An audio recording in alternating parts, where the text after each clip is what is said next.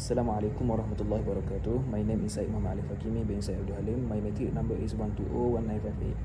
Our group will present about Immanuel Kant's moral argument on the existence of God.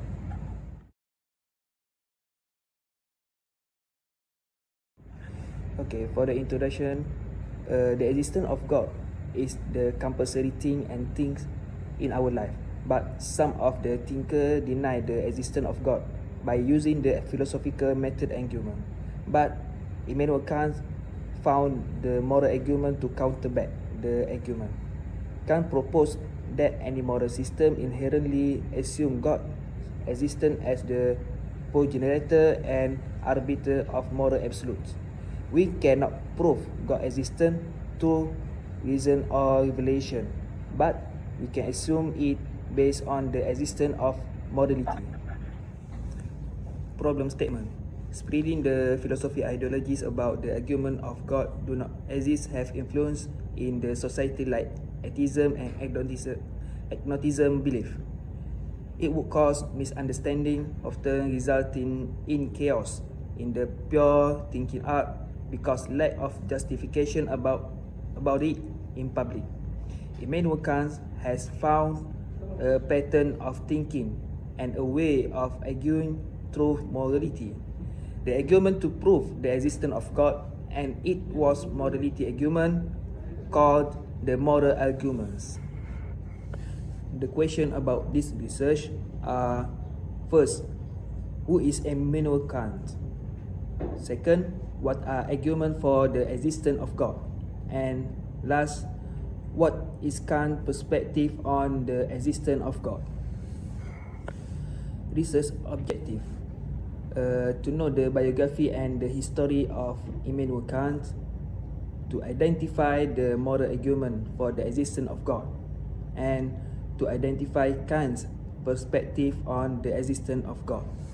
Assalamualaikum warahmatullahi wabarakatuh. My name is FIRDAUS bin FARIZAL, matric number 1213468. For this video, I will be present about the biography of Immanuel Kant. The first, the journey. Immanuel Kant, one of the most influenced philosophers of the 18th centuries. He was born in 1724 in the Prussian city of the Königberg, now the Kaliningrad in Russia. And he also come from the simple family background, British parent. Next, at the young age, he began his education at the Collegium Frederiциum in Königberg. Here, Kant's intelligence began to shine unusually, and he started to continue learning, especially in the field of the philosophy. Where while he was here, Kant had already begun to study the work of the philosopher. Then Kant continued his study at the University of the Königberg as a theology student in 1740. However, his interest in philosophy, logic and mathematics, so this is made Kant begin to study those fields more deeply than theology. Next, after the death of his mother and father, Kant took a job as a private tutor to several wealthy families around the city and the countryside. In 1755, Kant returned to University of the Königberg to get a master's degree, and Kant worked as a private docent at the same university until 1770. During this period, Kant published a lot of writing and other short work. Not the only that, Kant also became a famous teacher, later giving lecture on many subjects such as physics, mathematics, logic, metaphysics, and moral philosophy. In the same years, Kant was awarded the Professor of Logic and Metaphysics in Königberg at the age of 46. In the year 1781, Kant appeared by publishing the first edition of Critique of Pure Reason. In 1796, Kant finally stopped teaching at the University of Königberg as Professor of Logic and Metaphysics at the age of 72. During his tenure as a lecturer, he published many works on philosophy, ethics and aesthetics, and was recognized as a respected philosopher of the time. And in 1804, Kant died at the age of 80 and Kant spent his life without marriage. Now we go to the contribution of Immanuel Kant. His work have a profound effect on the development of Western philosophy, and his idea continue to influence many philosophical movements and thinkers to this day. The first is epistemology and metaphysics, where Kant specifies several concepts such as Kant defines synthetic a priori judgment as statements that are both synthetic, adding new information to the subject, and a priori nor independently of experience. This means that such judgments are not based on sensory data but are rather derived from reason. The second point is the transcendental idealism, is the philosophical system that emphasizes the role of the mind in shaping our understanding of the world. It argues that the minds play an active role to organizing and structuring our experience of reality, rather than simply passively achieving a sense. Not only that, Immanuel Kant also made a significant contribution to ethics, especially in the developments of moral theory, deontology.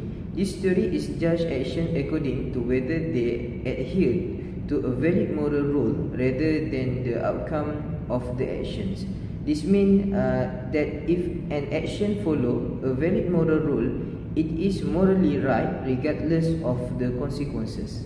Next, the categorical imperative is the famous principle of Kant.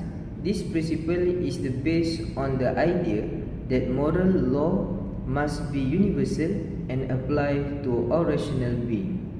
In fact, many more contributions made by Immanuel Kant include in the aesthetic, mathematics, astronomy, physics, and others. This contribution has greatly influenced the development of the knowledge in the Western, especially in the field of the philosophy. Here are some books written by Immanuel Kant. The first, Critique of Pure Reason. Second, Critique of Practical Reason. Third, Groundwork for the Metaphysics of Moral. And the last, Critique of the Power of Judgment. Assalamualaikum warahmatullahi wabarakatuh. My name is Muhammad FADZIL NOOR bin Muhammad ROZANY. My matrix number is 1212116. Now, I'm going to present the concept of moral argument on God's existence. Before we explore into Immanuel Kant's view on morality and God, let's first explore the basic concept of this argument and the variations or forms of this argument. So, what is morality? What does it mean to be moral? Mankind in general recognize that there is some sense of morality, of being either as good or bad, that there is something that we collectively or universally agree either as good or bad. But everything must have a source, and morality too must have a source. So, where does morality come from? Is it from mankind or from divine? And what determines morality? A theist or a believer will naturally attribute God as the source of morality, since nothing can come from nothing, this including morality, because God is the source of all things. But atheists, on the other hand, might argue that one can still be morally good person without necessarily believing in God. And yes, that might be true, nothing wrong with such statement, that there are godless individuals that exercise morality without believing in God. But the real question is not about whether one can be good without believing in God, but rather the real question is, can one be good without God? Without further ado, let's briefly explore the basic idea of moral argument. Like what we have mentioned before, morality in general is a generally accepted principle of right and wrong. Philosophers like Aristotle defines morality as virtue, which is achieved through habituation and training. And later, philosopher like Immanuel Kant says morality as a universally applicable and logically necessary ethical guideline that respects the humanity. Essentially, moral argument on God is to relate the moral foundation to the existence of God, that the source of morality or the universal morality is God. Therefore, God exists. Now, let's look into the form of moral argument. Even though there are variations of moral argument, the central idea is identical. It concludes the existence of God through morality. We will discuss the three forms of moral argument: the general form, the argument from objective truth, and Kantian moral argument. The first form, or the general form of moral argument, it is the most basic form of moral argument, and the pattern is identical to other forms. This argument begins by recognizing that objective moral truth exists and that God is the best or only explanation for objective moral truth. Therefore, God exists. Next is argument from objective truth. This argument begins by connecting between moral objectivity and God. That the objectivity and absoluteness of morality means God exists. Objective and absolute morality exists. Therefore, God exists. Finally, Kantian moral argument. Kant's moral argument will be discussed extensively in the next chapter. Now we will briefly look into this argument only. Immanuel Kant says that the mankind ought to achieve or have the capability to achieve the highest good, and that the highest good therefore must be achievable. Then only God alone can provide the highest good through the afterlife. This will be the end of this chapter. With that, I will pass this presentation to the next presenter. Bismillahirrahmanirrahim. Assalamualaikum warahmatullahi taala wabarakatuh. My name is Ahmad Faris Hani bin Abdullah. My matric number 1212075. So I want to conclude from the previous presenter on Immanuel Kant's idea. So we can see on my slide. First point is Kant's moral argument doesn't directly prove God's existence. He highlights the interplay between morality, reason, and the assumption of God's existence.